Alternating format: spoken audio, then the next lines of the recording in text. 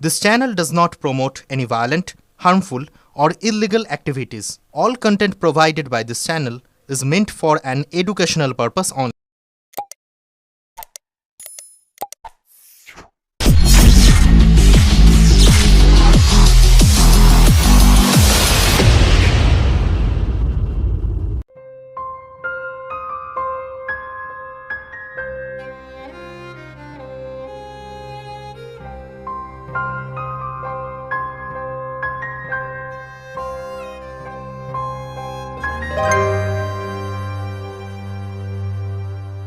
একাত্তরে পাকিস্তানের বিরুদ্ধে যুদ্ধে এয়ারফোর্স নিয়েছিল ডানলপ টায়ার। 1999 সালের কার্গিল যুদ্ধেও ডানলপ টায়ার ব্যবহার করে ভারতীয় আর্মি। বন্ধ ডানলপ। সে সময় যারা টায়ার তৈরি করতেন সেই শ্রমিকদের হতাশা। 25-এর যুদ্ধে ডানলপ রইল না। 1998 সালে হুগলির সাহাগঞ্জের ডানলপ কারখানা ছাবারিয়া গোষ্ঠীর হাতে থাকার সময় বন্ধ হয়েছিল। 99 সালে কার্গিলের যুদ্ধ লাগে ভারতের সঙ্গে পাকিস্তানের। ডানলপ কারখানাতে সে সময় একমাত্র এরো টায়ার তৈরি হতো। ওটিআর বা অফ দ্য রোড টায়ারও তৈরি হতো। যুদ্ধে বিমানে এরো টায়ার ব্যবহার হতো। আবার ট্যাঙ্কার, বোফোর্স, কামানের জন্য ওটিআর লাগতো। ডানলপে উৎপাদন বন্ধ, কিন্তু কারখানার ভিতরে টায়ার রয়েছে অনেক। প্রধানমন্ত্রী অটল বিহারী বাজপেয়ী প্রতিরক্ষা মন্ত্রী জর্জ ফার্নান্ডেজকে নির্দেশ দেন ডানলপ থেকে সামরিক টায়ার নিয়ে যেতে।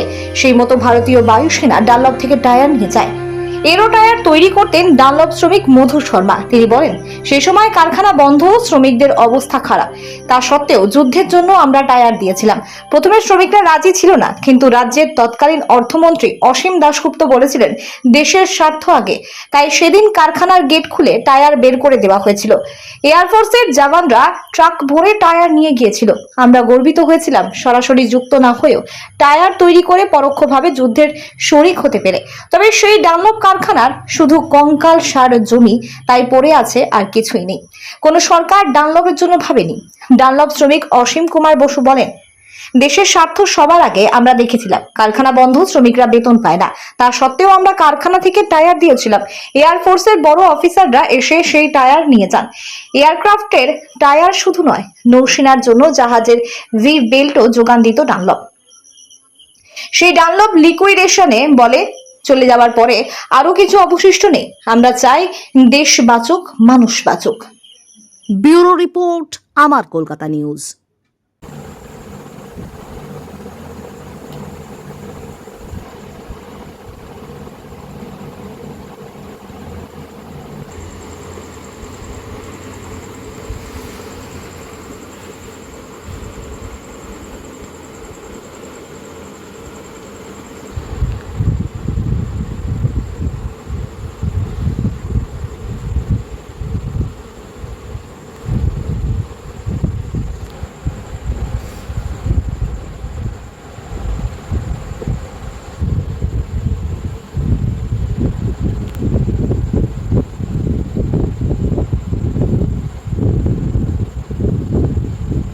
কার্গিলে 1999 সালে মে থেকে সম্ভবত জুলাই মাসে কার্গিল যুদ্ধ যখন চলছিল, তখন আমাদের দেশের প্রধানমন্ত্রী ছিলেন অটল বিহারী বাজপেয়ী, আর ডিফেন্স মিনিস্টার ছিলেন জর্জ ফার্নান্ডিস। তখন কিন্তু ডানলপ কারখানা 98-এ কারখানা কিন্তু বন্ধ হয়ে যায়। সেই সময় কারখানা বন্ধ থাকাকালীন একটা উপর থেকে সেন্ট্রাল গভর্নমেন্ট থেকে একটা আদেশ আসে ওয়েস্ট বেঙ্গল গভর্নমেন্টকে যে ইমিডিয়েটলি আমাদের এরো টায়ার আর ওটিআর টায়ার দিতে হবে। ওটিআর টায়ারটা যে বোফোর্স যখন যে টোপটা চলছিল, তখন সের মধ্যে সেই টায়ারটা কিন্তু ইউজ হতো। অ্যাকচুয়ালি 1424, 1425, 1324 সেই টায়ারটা কিন্তু মেকিং করতাম আমরাই, ইন্ডিভিজুয়ালি আমি মেকিং করতাম সেই টায়ারটা। প্লাস বোয়িং এর টায়ার ছিল, মিগ 21 এর টায়ার ছিল, সেখানে এরো ডিপার্টমেন্ট করতো, কিন্তু আমাদের ডিপার্টমেন্ট ছিল এওএসবি, মানে এরো ওটিআর সেকশনটা। কিন্তু বর্তমানে আমার এই কারখানা বন্ধ হয়ে গেল। বন্ধ হয়ে গিয়ে এই পুরো মানে ডিসমেন্টাল হয়ে গেল। কারখানার কোনো অস্তিত্ব নেই। আজকে যদি আমরা যখন দেশের যুদ্ধ একটা পরিস্থিতি তৈরি হয়ে যায়, হয়তো সম্ভবত হতেও পারে, তো আমরা দেশের যে বোফোর্স হলো বা যে বিভিন্ন রকম যে এয়ারক্রাফট হচ্ছে, মিগ 21 যে রাফেলের টায়ার তৈরি হচ্ছে, কিন্তু এই টায়ারটা আমরা তো বাইরে থেকে নিয়ে আসি। ডানলপের মতন ব্র্যান্ডকে বন্ধ করে দিয়ে সে যেই হোক, সেন্ট্রাল হোক, স্টেট হোক, তারা দুজনেই ইনভলভ, চালাতে পারতো কারখানাটাকে। আজকে কারখানার কোনো অস্তিত্ব নেই। একসময় প্রধানমন্ত্রী নিজের বাজপেয়ী এখানে অর্ডার দিয়ে টায়ারটা নিয়ে গেছিলেন, যে বলেছিলেন ঠিক আছে আমি ডানলপকে দেখছি আমরা কি করা যাবে, কিন্তু কিছুই হলো না। সেই সময় তো গেটের তালা খুলে হ্যাঁ, তালা খুলে পুরো আর্মি ডিফেন্স এখানে নামিয়ে দিয়েছিল। যেহেতু একবার আমাদের ডানলপের শ্রমিকরা আমরা বলেছিলাম যে আমরা এই টায়ারটা দেবো না, কিন্তু যখন আমরা বিবেক হলাম যে না এটা দেশের জন্য হচ্ছে, সেই জন্য আমরা ওদের ওয়েলকাম করে টায়ারটা আমরা দিয়েছিলাম। সেই টায়ারের সঙ্গে সেই 10 কোটি টাকা তারা পেমেন্টও করেছিল। টায়ারটা বিক্রি করে যে হয়েছিল এখান থেকে 10 কোটি টাকা দিয়ে, সেই 10 কোটি টাকা আজও কোর্টে পড়ে আছে, সেটা কিন্তু আমাদের কাছে আরো এখনো ডিসব্যাচ হয়নি। মানে এই যে মানে সেই সময় আপনারা বানিয়েছিলেন, এখন মনে হচ্ছে যে এই ফ্যাক্টরিটা চালু হলে হয়তো এখান থেকে আরো। হ্যাঁ, একই তো ডিফেন্স টায়ার। আজকে ধরুন আপনার এরো টায়ার আজকে ডেটে আমি ইন্ডিয়াতে কোথাও হয় না। ওটিআই টায়ারটা কিছু কিছু কোম্পানি তৈরি করছে, সেটা হচ্ছে 12, 24, 13, 24, তার উপরে 18, 25, 25, 25 এগুলো কিছু করে না। এগুলো সব ডিফেন্সের টায়ার। যত হিলে উঠবে, যত পাহাড়ে উঠবে, এই টায়ারের রিকোয়ারমেন্ট কিন্তু আজকে ডেটে, কিন্তু এগুলো সব বাইরে থেকে আসছে।